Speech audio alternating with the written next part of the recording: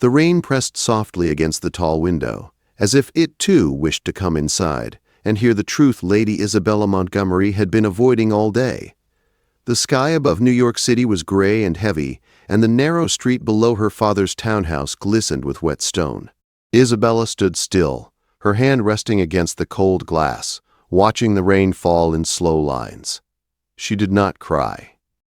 She had learned long ago that tears solved nothing. Behind her, a chair scraped across the floor. "Isabella," her father said. "Are you listening to me?" She turned at once. The Earl of Westmoreland looked older than his years now. His shoulders were no longer straight, his eyes no longer proud. Papers lay scattered across his desk like fallen leaves, and in his shaking hand he held a letter sealed with dark wax. "Yes, father," Isabella said calmly. "I am listening." "The Duke of Blackthorn has agreed," he said, lifting the letter as though it were both a blessing and a curse. "The arrangement is settled." Isabella nodded. She had expected this. Still, something tight formed in her chest. "So it is decided," she said. "I am to marry a man I have never met." Her father exhaled slowly. "This marriage will save us. Our debts will be paid. Our name will be restored. Without it, we will lose everything." "And what does the Duke gain?" Isabella asked. "A stranger for a wife?" "He gains a respectable woman from a good family," her father replied. "And he gains a mother for his children." Isabella's fingers tightened in the folds of her blue dress. It was one of the last fine gowns she owned, made before their money vanished. "I have heard things about him," she said quietly. "They say he is cold, that his first wife died and something in him died with her." Her father looked away. "People always told. The Duke is a powerful man, respected, feared. He has lived with honor." "And love?" Isabella asked softly. Her father did not answer. Later that night, Isabella sat before her dressing table while her maid Martha brushed her chestnut hair. Candlelight flickered across the mirror. "Is it true," Isabella asked, "that Blackthorn Manor is a dark place?" Martha hesitated. "My cousin lives near the estate. She says the Duke was once kind, smiled often. But after his wife passed, he became silent. The house followed his mood." "And the children?" "2 little girls. Charlotte is 7. Emma is 5. Quiet children.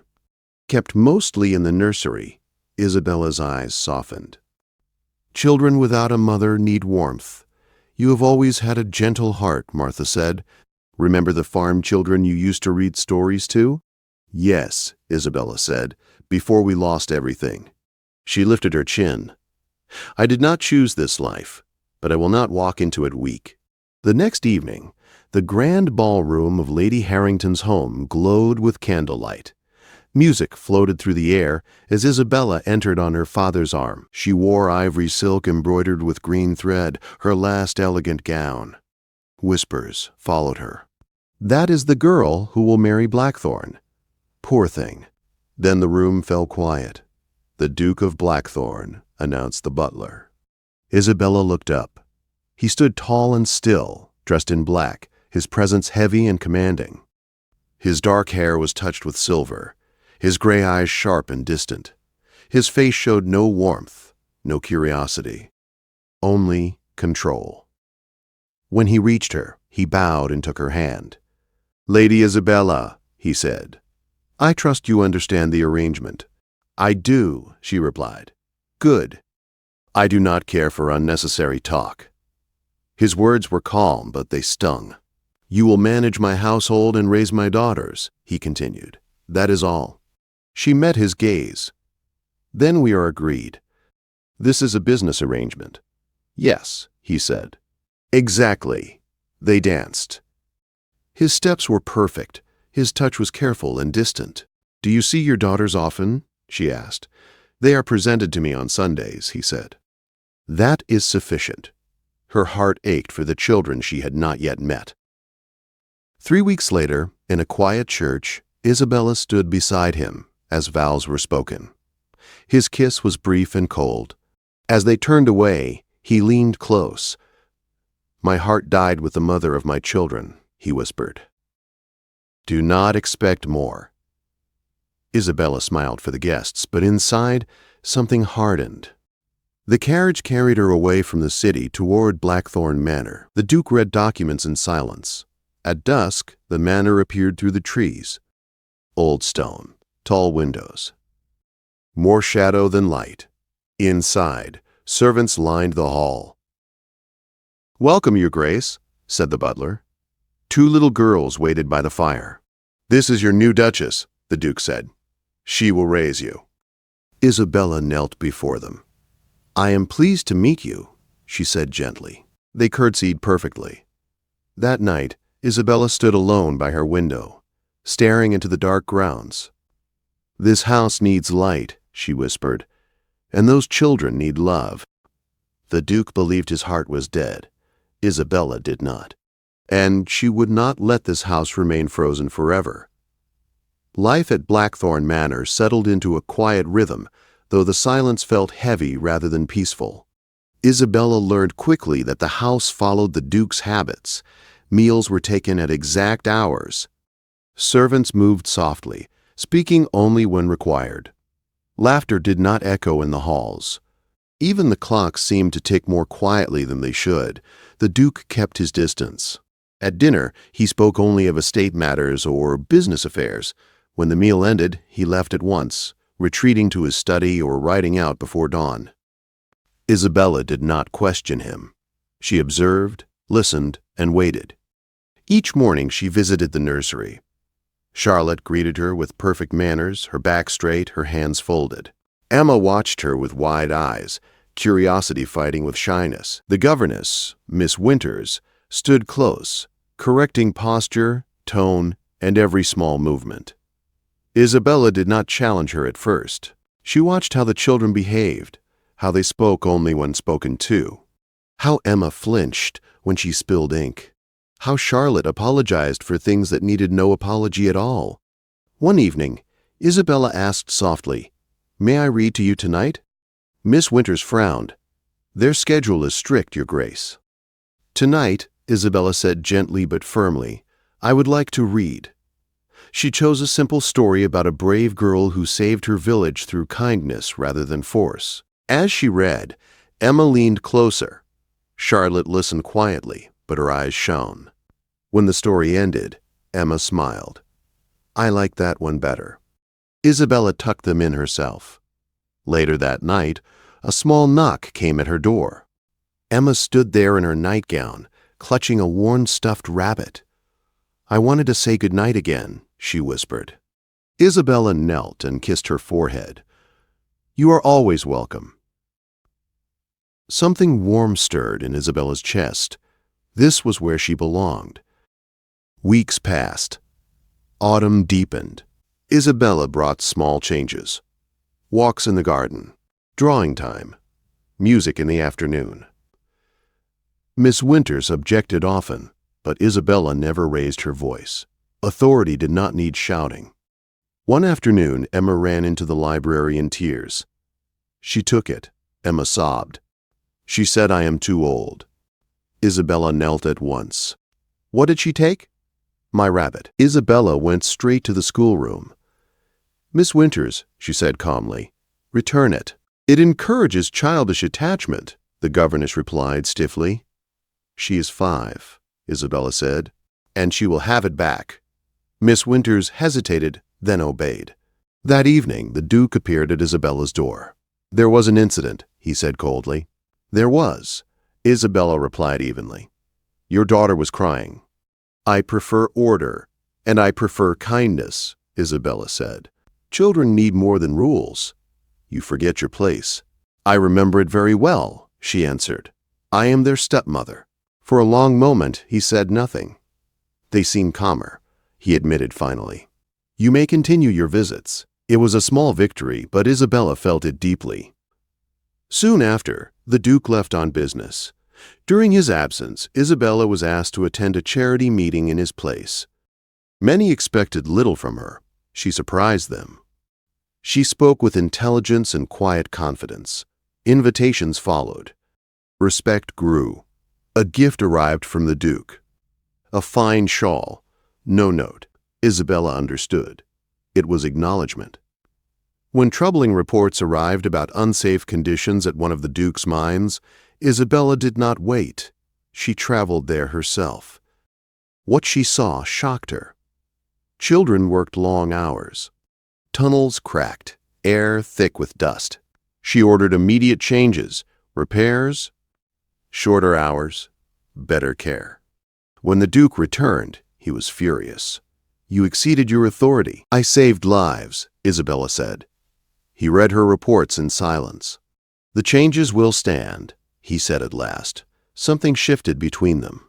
Winter came. Isabella suggested Christmas decorations. "At first," he said quietly, "I could not bear them."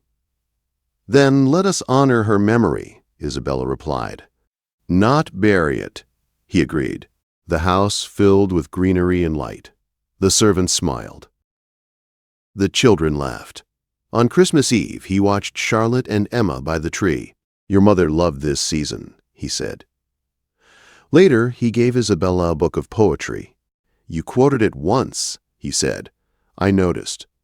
She gave him paintings of the children. "Catherine used to sketch them," he said softly. For the first time, he spoke her name aloud. That night, something thawed. And for the first time since her wedding day, Isabella believed that even a frozen heart might still be alive.